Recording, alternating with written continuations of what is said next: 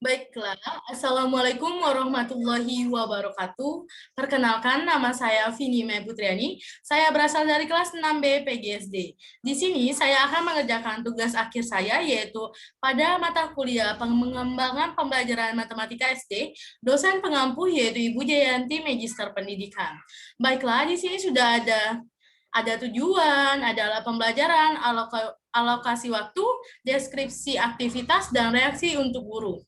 Yang pertama yaitu ada tujuan. Dengan metode ceramah, siswa dapat menjelaskan bangun ruang dengan menggunakan satuan volume. Yang kedua yaitu dengan pendekatan PMRI, siswa dapat menyelesaikan masalah yang berkaitan dengan bangun ruang. Alat pembelajaran yaitu lembar aktivitas, alokasi waktu 1 dikali 35 menit. Deskripsi aktivitas, pada awal pertemuan, guru mengelompokkan siswa di mana setiap kelompok terdiri dari 4 orang. Sebagai persepsi, guru menanyakan kepada siswa pembelajaran apa sih yang mereka pelajari kemarin. Sebagai pembuka, guru menanyakan kepada siswa, pernahkah mereka melihat susunan di suatu ruangan, di manakah mereka melihatnya, dan bagaimanakah bentuk dari susunan benda tersebut yang pernah mereka lihat. Selanjutnya yaitu setelah itu guru meminta siswa untuk menyelesaikan masalah baju APD yang ada di ruangan secara individu di dalam kelompoknya. Ketika siswa mengerjakan lembar aktivitas, guru dapat berkeliling untuk melihat bagaimana siswa menyelesaikan masalah tersebut. Pembelajaran berlanjut dengan guru menanyakan kepada siswa bagaimana sih cara siswa menyelesaikan masalah tentang baju APD yang ada di ruangan tersebut. Lalu, guru melakukan diskusi berdasarkan jawaban dari siswa. Guru mengarahkan siswa untuk memahami definisi dari bangun ruang. Refleksi guru yang pertama, jika siswa mampu dalam mengingat rumus volume, guru bisa mengarahkan untuk mengingat rumus luas persegi panjang. Yang kedua, jika siswa belum mampu dalam menghitung jumlah baju APD, guru dapat mengarahkan siswa untuk menghitung volume terlebih dahulu. Selanjutnya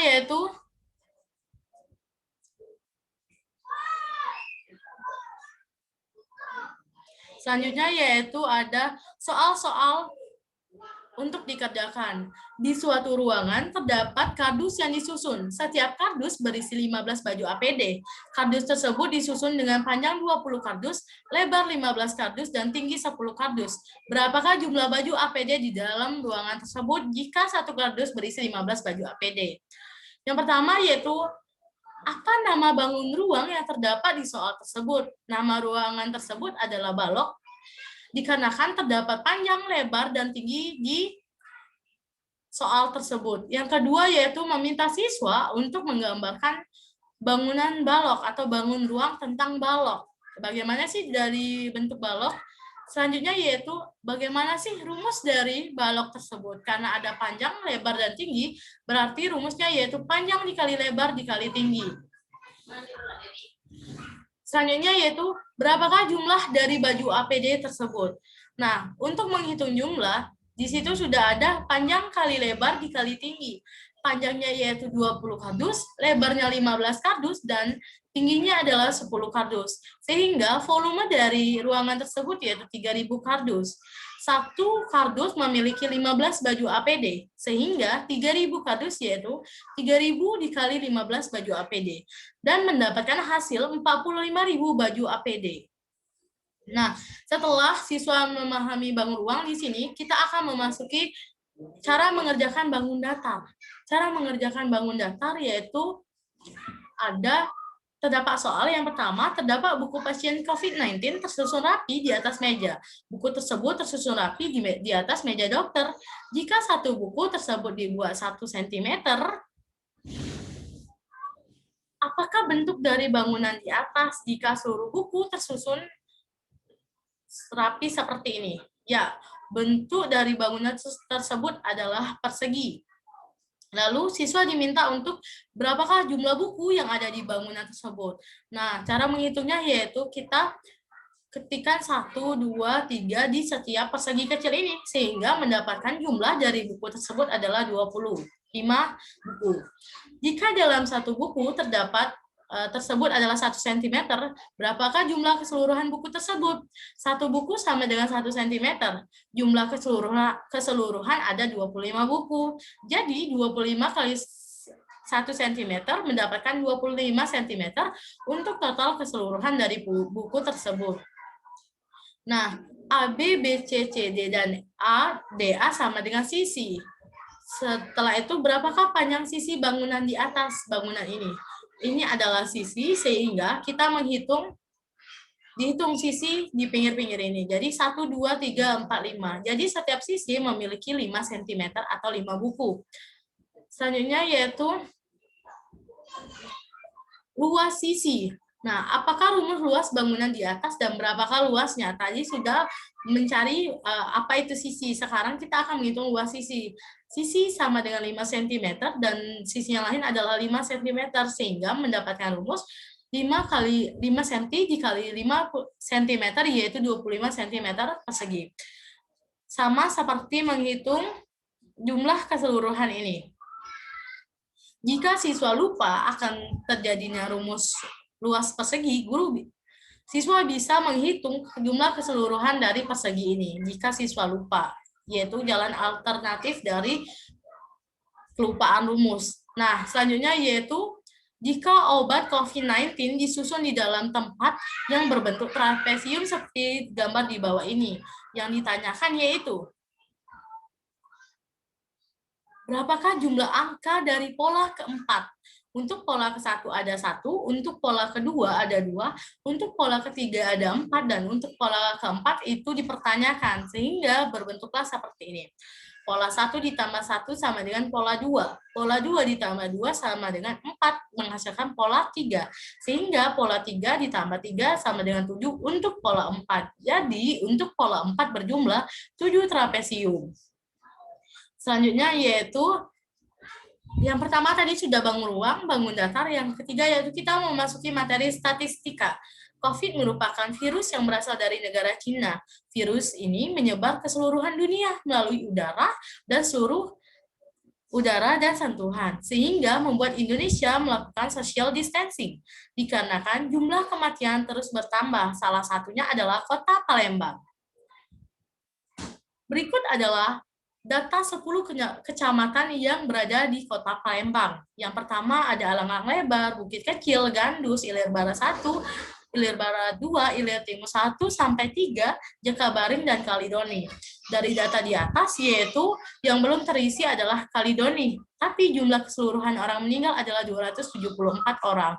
Sehingga di sini siswa diminta untuk mencari terlebih dahulu berapa sih jumlah yang meninggal di Kecamatan Kalidoni.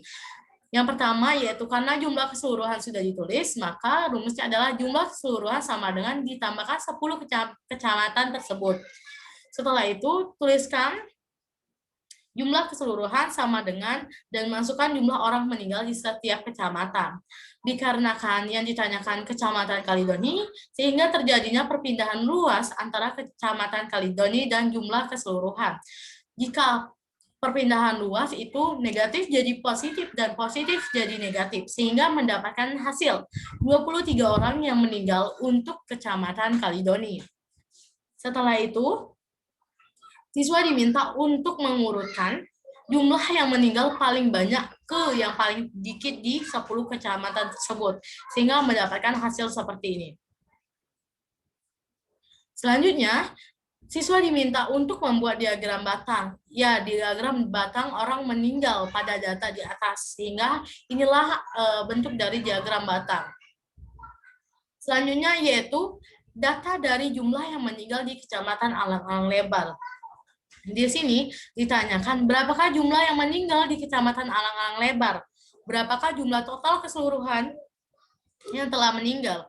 Nah, jumlah yang meninggal yaitu 26 orang, jumlah keseluruhan yang meninggal di Kecamatan Kota Palembang adalah 274 orang. Sehingga soal selanjutnya adalah mencari persen. Untuk mencari persen yaitu jumlah bagian yang meninggal di Kecamatan Alang-Alang Lebar dibagi jumlah yang meninggal di 10 kecamatan di Kota Palembang. Sehingga mendapatkanlah hasil 9,48% seperti pada PowerPoint ini. Selanjutnya setelah mereka mendapatkan cara untuk mencari persen, selanjutnya, siswa diminta untuk membuat diagram Batak dengan persen tadi. Ketika sudah, yang kedua yaitu ini adalah data untuk Ilir Timur 2. Ada kasus konfirmasi positif COVID-19. Nah, yang berjenis kelamin laki-laki dan berjenis kelamin perempuan yang berbeda-beda usianya. Yang dipertanyakan adalah menyusun umur dari paling muda ke yang paling tua dari data ini. Selanjutnya yaitu kelamin yang paling banyak meninggal. Ini mencari modusnya. Berapakah modus yang paling banyak meninggal? Yang selanjutnya adalah mencari rata-rata. Nah, yang pertama itu ini adalah untuk mencari soal nomor 1, ini untuk mencari modus dari yang paling banyak meninggal, jenis kelaminnya. Dan selanjutnya yaitu mencari rata-rata. Rumus rata-rata adalah jumlah data dibagi banyak data. Selanjutnya yaitu siswa diminta untuk membuat diagram garis dari data ini, dari data Ilir Timur 2. Setelah membuat diagram garis, siswa diminta untuk membuat diagram batang pada data orang positif COVID-19 di Ilir Timur 2. Terima kasih. Sekian presentasi dari saya. Mohon maaf apabila ada salah kata. Saya akhiri. Wassalamualaikum warahmatullahi wabarakatuh.